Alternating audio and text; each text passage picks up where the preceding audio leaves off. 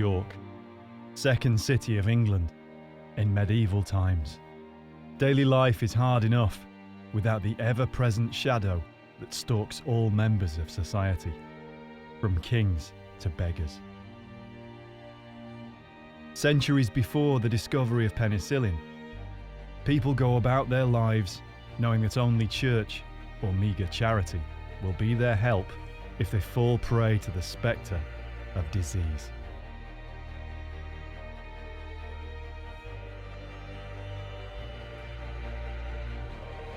For more than 700 years, a woman lay buried below the old stone streets of York.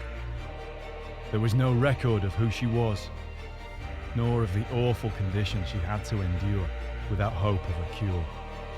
You accepted death was going to be with you soon. Now new research is unlocking the story of her life by uncovering the evidence contained in her bones.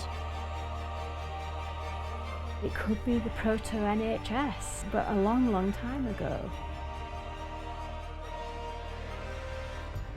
The medieval world, the 5th to the 15th century. A team of archaeologists investigates medieval life by exploring the world of the medieval dead.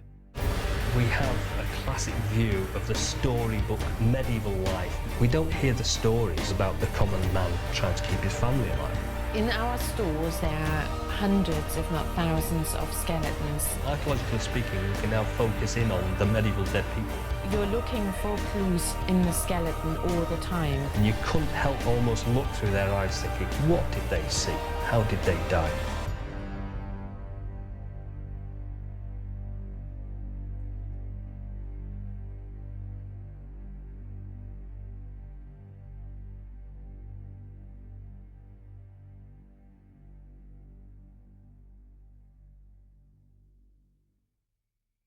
I forbid you ever to enter a church, a monastery, a fair, a mill, a market, or an assembly of people. I forbid you to leave your house unless dressed in your recognizable garb and also shod. I forbid you to share house with any woman but your wife. I command you, if accosted by anyone while travelling on a road, to set yourself downwind of them before you answer. I forbid you to enter any narrow passage, lest a passerby bump into you.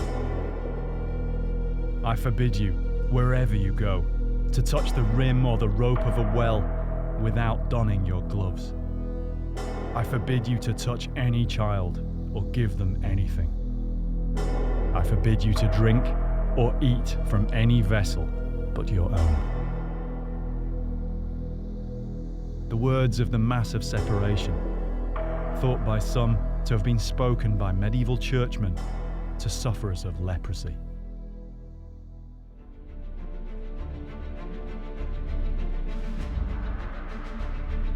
In the middle of the Middle Ages, around the 10th to 11th century, the medieval world rises.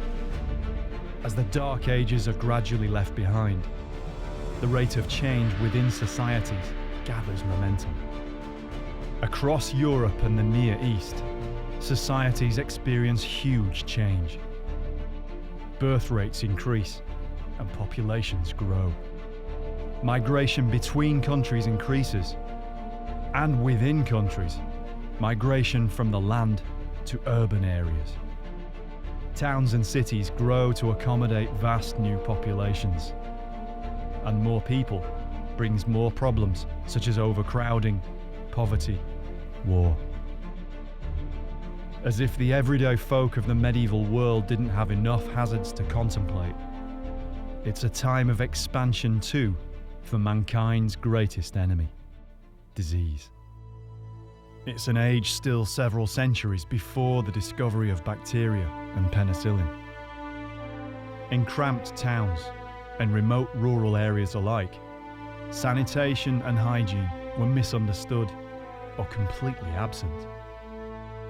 The 15th century Dutch cleric Erasmus knew how filthy were the houses of most people. Floors are laid with white clay and are covered with rushes, occasionally renewed, but so imperfectly that the bottom layer is left undisturbed, sometimes for 20 years. Harbouring expectoration, vomiting, the leakage of dogs and men, ale droppings, scraps of fish, and other abominations not fit to be mentioned. Conditions were perfect for bacteria and the spread of infection. Disease had no equal in the misery it could inflict. There were no defences against it, no inoculations, no cures. By our standards today, it's inconceivable the people of medieval England endured such living conditions. Did they have a really pleasant life, live a life of luxury, eat the right foods, have a really pleasant, rich lifestyle? Or did they suffer some of the most horrendous diseases known to man? Leprosy, syphilis, things that really affected them and even took the evidence with them to the grave. And so looking at the skeleton, you can see them and say, that was not a nice way to live or to die. Archaeologists now recognise that much can be learned from the study of disease.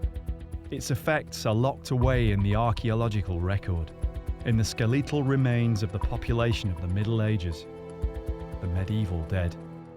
Charlotte Roberts has spent her career studying archaeological human remains through the lens of biological research. She's a bioarchaeologist. I think the term bioarchaeologist melds the two disciplines of biology, so looking at the biological evidence for disease, with the archaeological context. I need to understand the archaeology of the site from which these skeletons come from to be able to interpret the evidence for disease that I see in the skeletons. Charlotte is an expert in paleopathology, the study of diseases within the archaeological record, tracing their history and development. It's a relatively new discipline, having grown primarily over the past 50 years. But now recently it's been helped by developments in new methods, such as DNA analysis of the pathogens that cause infectious disease. It's a branch of archaeology which has the potential to influence current or future healthcare.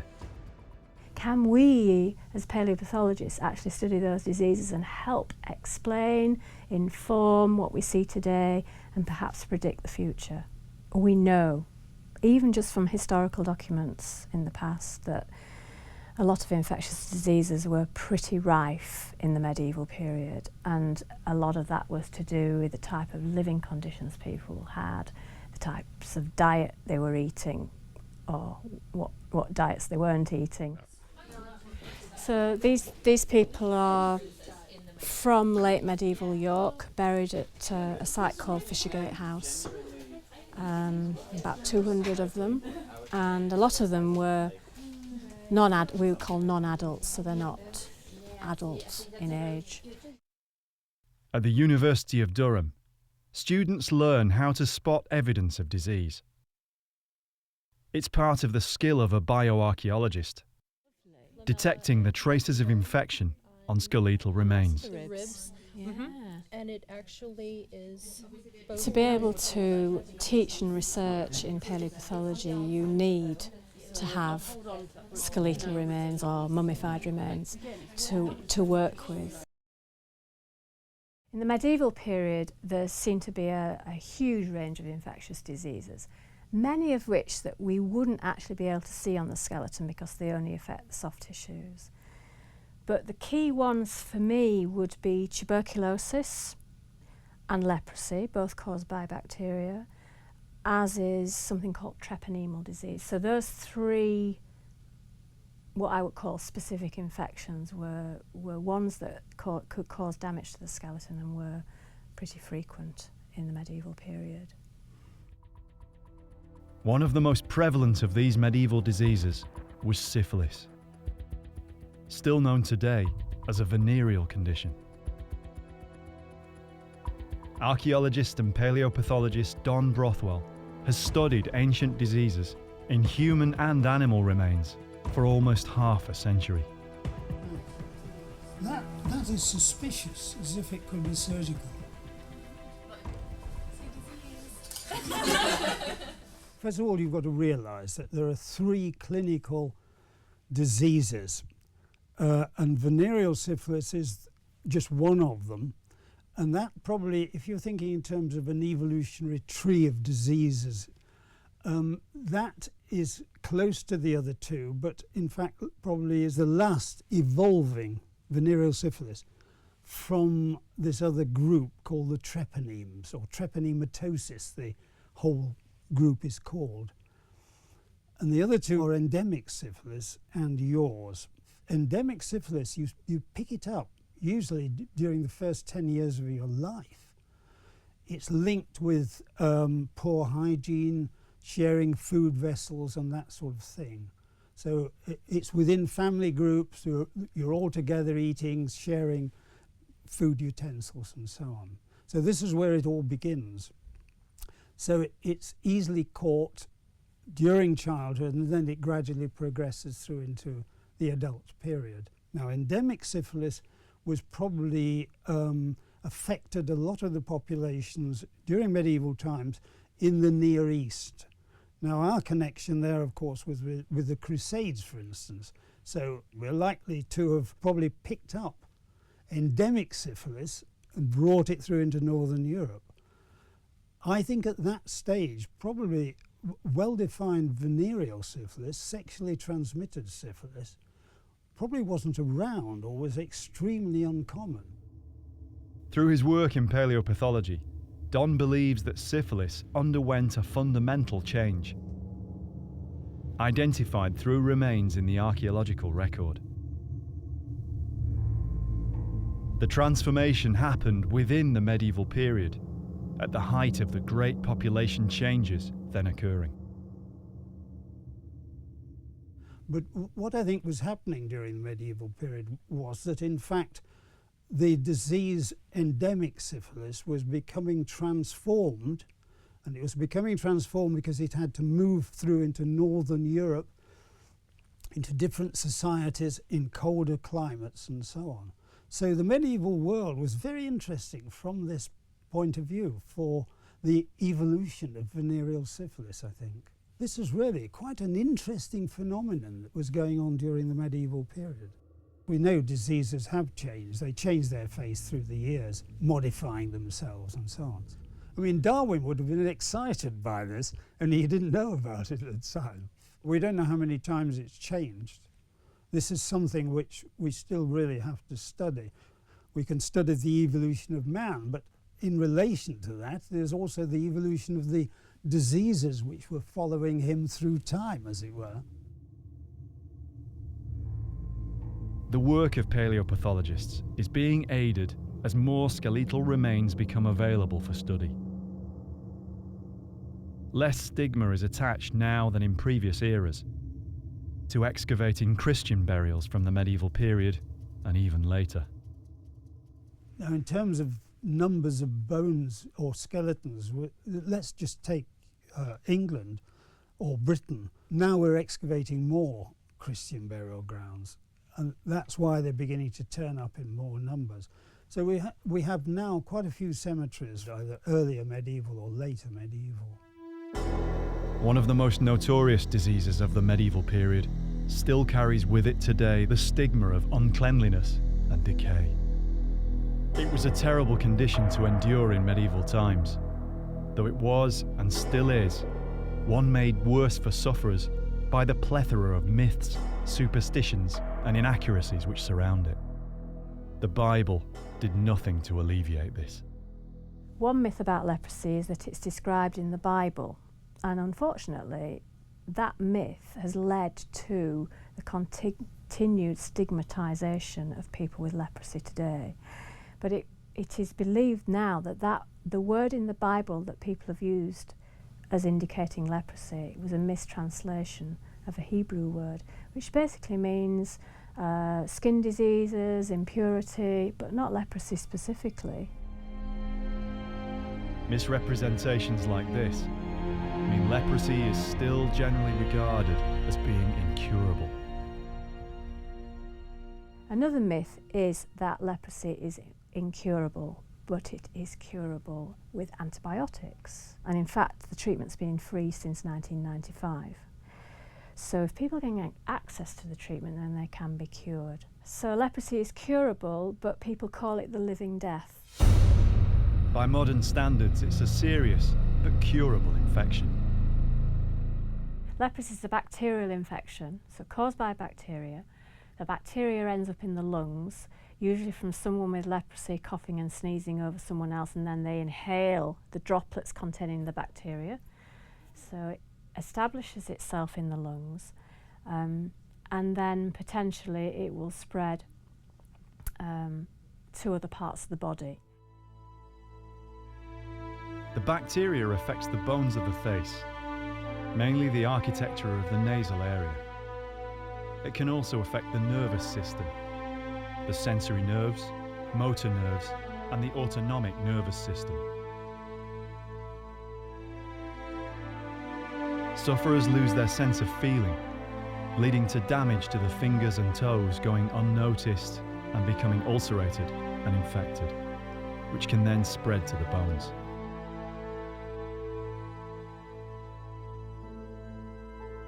Another crude myth dogs leprosy sufferers, that they lose fingers and toes. Again, it's a misrepresentation of the disease's symptoms. When the infection affecting the hands and feet, or the hand and foot bones, gets established, the fingers and toes are affected and they tend to absorb. So the ends of the fingers and toes absorb and the fingers and toes get shorter and shorter and shorter. But the skin contracts around what's left of the fingers and toes, and the actual nails, the fingernails and toenails, are actually retained. So they don't drop off, the toes and fingers just get shorter. So to be able to recognise leprosy in skeletons, we're looking for those facial changes, and we're looking for changes in the hands and the feet. Probably the greatest myth surrounding leprosy is that it causes fatality. In fact, it weakens the immune system, meaning death can occur from whatever other infections the individual is also exposed to, such as tuberculosis in medieval times. Yet leprosy sufferers were just as likely to die from everyday conditions such as heart attack or stroke, though they might have lived with the disease for decades beforehand. Leprosy is called a living death because you don't die from it, and you can live for many years with it, but you can get complications that will eventually kill you, like kidney problems. But I think the living death phrase attached to leprosy has perhaps come through history, and I'm not entirely certain that that would have been the case for everyone in the medieval period, feeling that it was the living death. Is it possible that medieval people had a more pragmatic, accepting view of leprosy than up to now we've given them credit for? Our perceptions today of leprosy are influenced by 19th century attitudes, when sufferers were banished to remote places like condemned criminals, known as leper colonies. So when we come to the 19th century and the treatment of people with leprosy, then we see a lot of islands being used for segregation of people with leprosy. Robben Island off the south coast of South Africa was where people were sent with leprosy. Spinalonga, the island off the side of Crete in Greece, and Molokai in Hawaii. Documentary sources suggest their existence wasn't very pleasant, so you can imagine the sort of existence these people were having at that time. The 19th century was the time of mass transportation of criminals, as well as the sufferers of infectious disease. In the medieval period, this practice was still hundreds of years in the future. They had to deal with the problem of leprosy in society in different ways. Medical knowledge of disease was still in the realm of alchemy and superstition. If you went to a doctor in medieval period, they would have described the cause of illness as being due to an imbalance of your humours. At that time, the idea of health was based upon the four humours of blood, phlegm, black bile and yellow bile being in balance. And if they were out of balance or if they were corrupted, then that led to illness.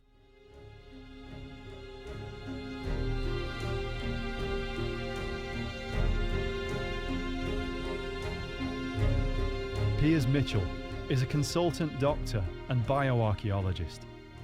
He's studied the principles on which medieval medicine was taught and administered.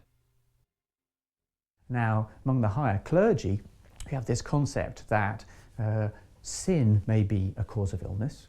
In the 13th century, for example, the Fourth Lateran Council specifically states that before a doctor should treat a sick patient, they should have abolition of their sins, because certain diseases will not get better, regardless of how good a doctor is, unless God forgives the sins that caused it. Most people who fell ill in the medieval period would just be looked after by their family until they got better or died. Those who were wealthy, who could afford a physician, or in fact the nobles who would have employed a physician to look after them full time as such, these people would have had medical intervention and treatment. And of course the physician would assess their humoral balance by looking at their urine, checking their pulse and all the other ways they would interpret humoral balance. Around the 11th century, as the problem of leprosy grew in European cities, special hospitals began to appear. In the medieval period, we start to see the setting up of hospitals known as leprosaria, which was specifically for people they felt had leprosy. People with leprosy generally wanted to be in these leprosaria. They were felt to be a good place to be. They were looked after, they were fed and watered, they had a chaplain, and they could say prayers and prepare themselves for the next life. And they often saw having leprosy as a way of making penance for their sins, so that they already had been cleansed of their sins, so that they were in a better position to get into heaven. Leprosaria were places where, by relative standards, a genuine humanist approach was adopted, rather than being places to hide away unsightly or undesirable elements of society. Historians are now saying from documentary data that they were actually fairly pleasant places to be, because at least you got fed and you got a roof over your head, somewhere to sleep, and it was probably better than living in a gutter with no food and no shelter. They are often independent institutions set up by a rich nobleman or a businessman who would want to have a philanthropic way of spending their money, so everyone in town thought they were really nice. But also it was a way of getting prayers said for their soul, so that when they died, if they were not able to go straight to heaven, there were people praying for them so that they would then be able to proceed to go into heaven to make up for the sins that they may have made during their life. And so we find from the 11th century onwards a rapid rise in the foundation not only of leprosaria for people with leprosy, but also of general hospitals and almshouses, and any way that you were providing care for the poor or the needy, where they would say prayers for your soul. Medieval leprosy hospitals were different to the later 19th century colonies. They were not places for people cast out from society, in forbidden, remote places. They were more a part of society, and their siting reflected this. Leprosaria were often in the midst of the new busy towns and cities.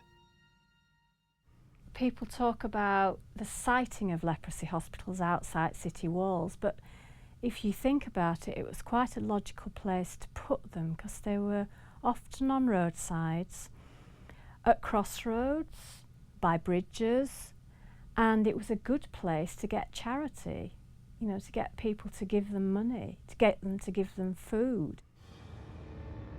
Skeletal remains showing signs of leprosy are rare. The effects of the disease only manifest in the bones in a very small number of cases. Due to the way the disease affects particular parts of the skeleton, such as the bones of the face, they often don't survive well in the ground. In 2007, a skeleton was found following development work in Dixon Lane, York, in the Walmgate area within the medieval walls. The York Archaeological Trust excavated the site, believed to be the cemetery associated with the lost church of St. Stephen's. Osteoarchaeologist Malin Holst was asked to carry out a full analysis of the skeleton and to confirm that the individual had suffered from leprosy. This skeleton here is from the medieval period, probably the high medieval period, so the 12th to 15th century. And she was found together with 116 other skeletons in the centre of York, not too far from Clifford's Tower. And it's a female skeleton. You can tell by this area here of the pelvis, which is very wide. And she was quite old, well, for medieval standards.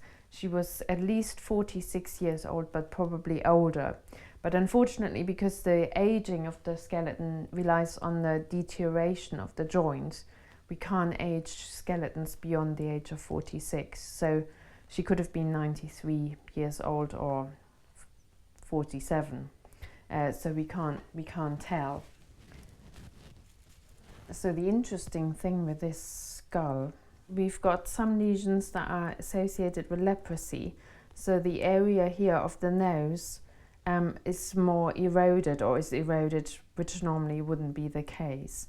And that's typical of the so-called rhinomaxillary syndrome in skeletons of individuals with leprosy. She also has lesions in the fingers that could be associated with leprosy. You can see here, this is the first digit of the finger, this part here, and this bit is the middle digit here, so it's this digit there. And you can see that this is normal in shape, but this part here is actually tapered at the distal end, and that's probably the result of leprosy, and it's the same in all of the central digits or parts of the digits in both hands. I think from looking at the skeleton, you can certainly say that she was cared for because she lived to a good age. She probably had the leprosy infection for some time. And normally leprosy infection occurs during childhood or young adulthood. So the fact that she's at least 46 years old means that she's lived for some time with this infection. Now what is interesting as well is that she's got very thick dental plaque on some of the teeth. You can get an awful lot of information from this material, because basically everything that goes into your mouth can be trapped in this material. This is rock hard, this is very, very tough stuff. So it can literally trap anything. There can be evidence for smoking or for what people ate, for example, raspberries and so on. There can also be flour weevils. So all sorts of things can be trapped in these things, and now we have the technology to analyze it. So this is very interesting stuff, and the thicker the better. Also the person's DNA that can be trapped there. Research is now being done to broaden the understanding of leprosy and other infectious diseases in archaeology. Up to now, it's not always been possible to say for certain that an individual had leprosy, only if they had had it long enough for it to make recognizable changes on the surface of bones. Yet now, with new DNA techniques, it's becoming possible to unlock information preserved within skeletal remains. At the University of York's Department of Bioarchaeology, Sarah Fidiment and Camilla Speller are developing new techniques to do this. One involves sampling organic material from within one of the best preserved parts of the skeleton, the teeth. In particular, they're interested in the dental calculus, or plaque, that builds up through daily life. If it isn't brushed away, the calculus forms deposits as hard as enamel itself, which can last for thousands of years. So this is the skeleton from Dixon Lane, and it does have nice thick deposits of dental plaque. Oh, wow. It's great. Yeah. No, that is a lot. Do you think that's quick enough? I think so. Definitely. We think so. How many do you I think if we start with these and just see Yeah. how much we collect. Yeah. There's at least 5 with considerable amounts. Mm-hmm. Calculus is basically the best reservoir we have of the bacterial history of that person. So we have remains of any of the possible diseases caused by bacteria. The remains are basically mineralized and preserved perfectly. So we're managing to get really good information both from DNA and proteins. So it's an invaluable source, really. It starts off as a biofilm on the teeth, so a thin layer covering the enamel, and as the bacteria grows and as time goes on, that what was a film will become mineralized, and that basically is what preserves all the bacteria in a perfect state. And layers just consecutively grow on top. If you don't clean your teeth, then it just accumulates layer after layer, and these have particularly good calculus. Seems a shame that the dentist comes along now and scrapes off all our calculus. You know, we pay them so much to remove it. We hope to do 2 different analyses on it, or 3.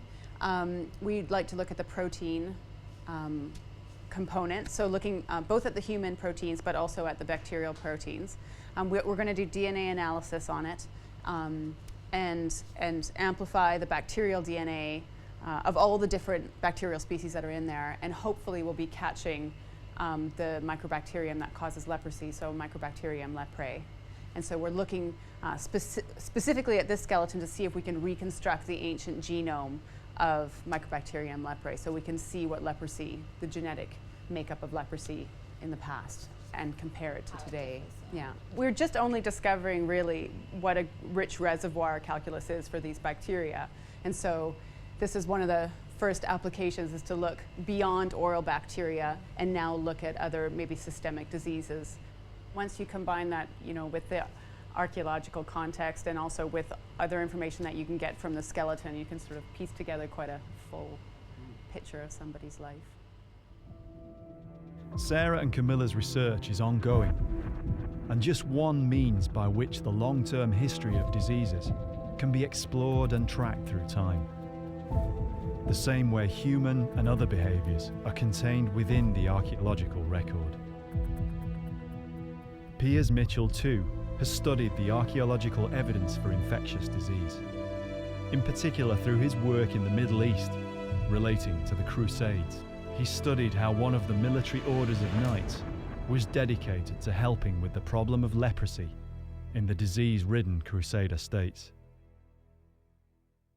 The Order of St. Lazarus was a Latin, European-style monastic order that was actually set up in the early 12th century in the Middle East as a result of the Crusades. It started off as a medical order where people with leprosy would be looked after by healthy people who were often pilgrims who came out to the East and decided to settle. By the 1140s, the Order of St. Lazarus expanded, so it didn't just have this leprosarium outside Jerusalem. It set up one in Acre, and it set up a number of other leprosaria in Caesarea and so on, other places in the Kingdom of Jerusalem and the other Frankish states. We find them expanding so that the leprosaria that had been built in as independent institutions in Europe were then donated by people who couldn't really afford to run them anymore and given to the Order of St. Lazarus. So it was then their job to look after them. What we find is over time, when knights and crusaders either developed leprosy or developed leprosy in Europe but wanted to spend the rest of their life doing something what they felt was really important, they could join the Order of St. Lazarus, so that we find that by the 13th century, the Order of St. Lazarus has a significant military component where they fight with the army of the King of Jerusalem, and the Knights of the Order of St. Lazarus would fight in their own component as part of the King's army. But they do tend to have had a reputation of rarely coming back. So while it may be that they deliberately wanted to fight to the death because they felt if you're going to die fighting the enemies of Christendom, then that may well have meant that you would then go straight to heaven from their views on what happened after death. But a number of battles in the 1240s and 1250s, we find that either all the members of the Order of St. Lazarus that took part died, or only a few returned alive. Within decades, the Order's influence extended from the Holy Land in the east to England. In England, there were about perhaps 320 leprosaria built altogether during the medieval period, and only 8 of them were part of the Order of St. Lazarus. So you can see how the majority of leprosaria were still independent institutions paid for and run by towns or by the nobility.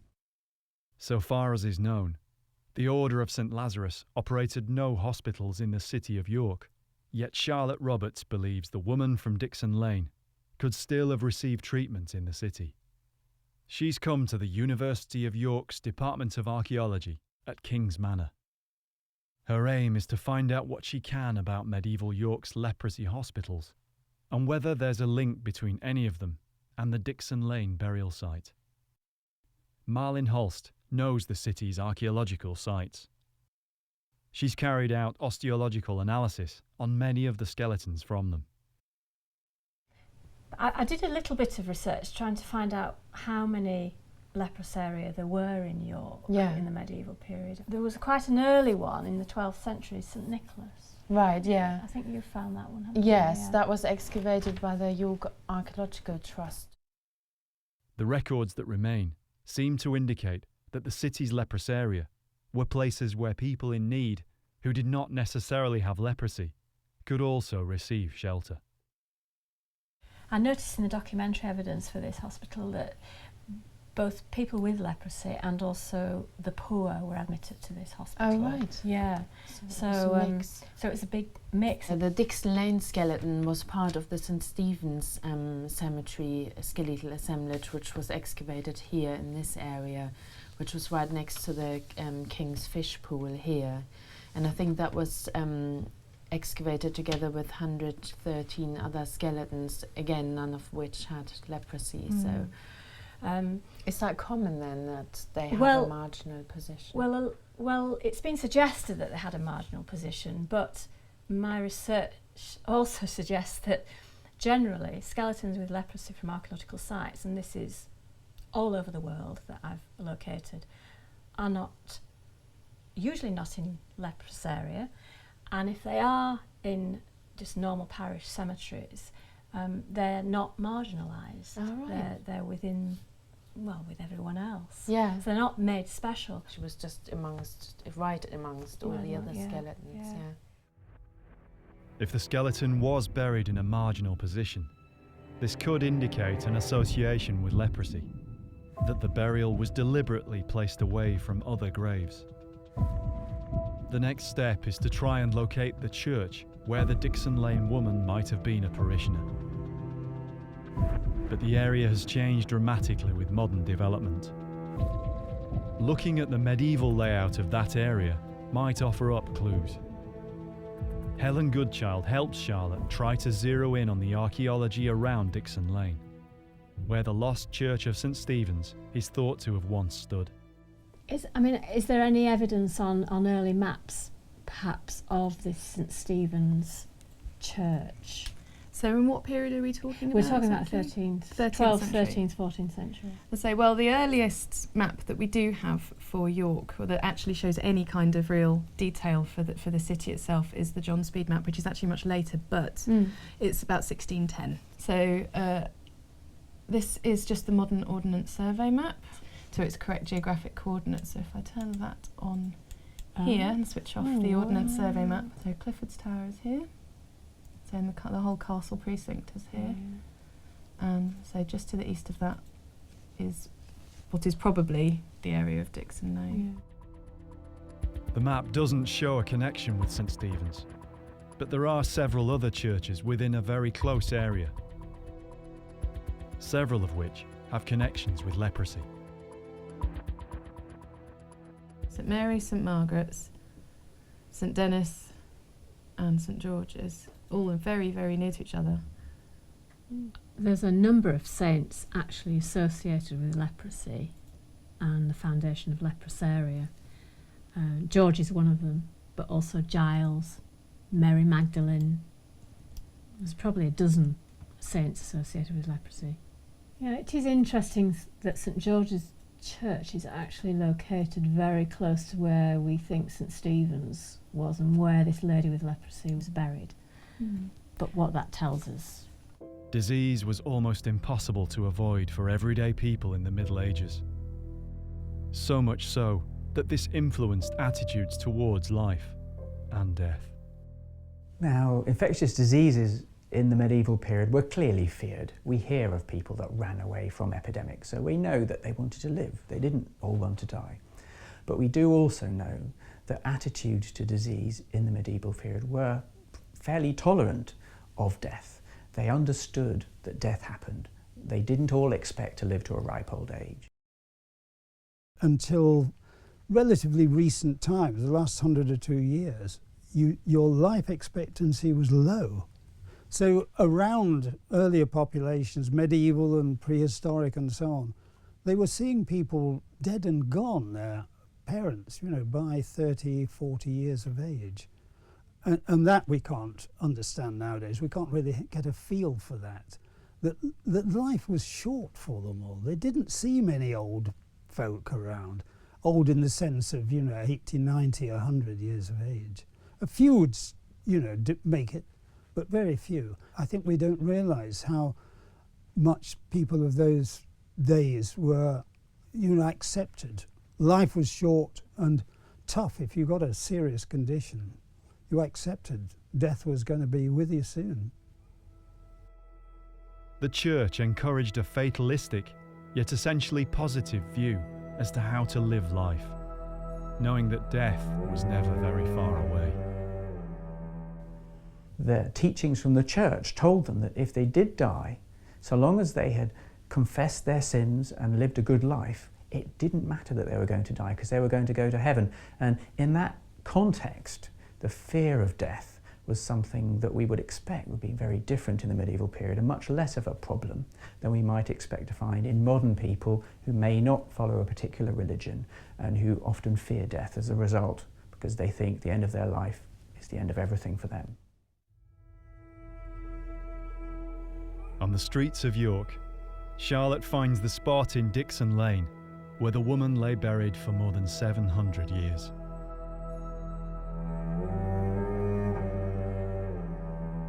Alright, so this is Dixon Lane where the St Stephen's Church was and where the cemetery was excavated, obviously in advance of these new buildings here, and it's where the lady with leprosy was found. Whether there was actually any hospital nearby where this person had access to treatment is another matter, but she was buried in the normal parish cemetery.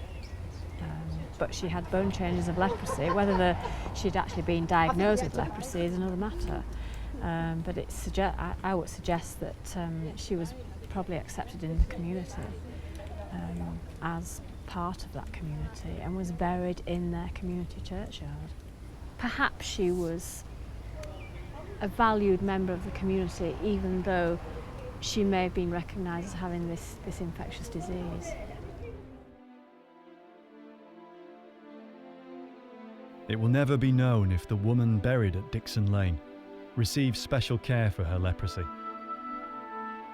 Yet where she lay was in consecrated ground, in the heart of a city parish, within a short walk of a church whose patron saint was connected with sufferers from that terrible disease. Hers was no exile's burial. She lay at the heart of a community that seems likely to have regarded her plight, at the very least, with compassion. She suffered from one of the worst diseases in human history, and yet she wasn't sent away to die in a closed colony. She was buried in the heart of the society in which she lived, and of which she was a part. To some degree, they are still here because we still have access to them. Sometimes when they develop a cemetery and they have to clear it, the people have to come up. And us, as distasteful as some people might find it, sometimes it's a necessity. Sometimes these people are found by accident, the skeletons. And we have to do them a service by allowing them to tell us their story.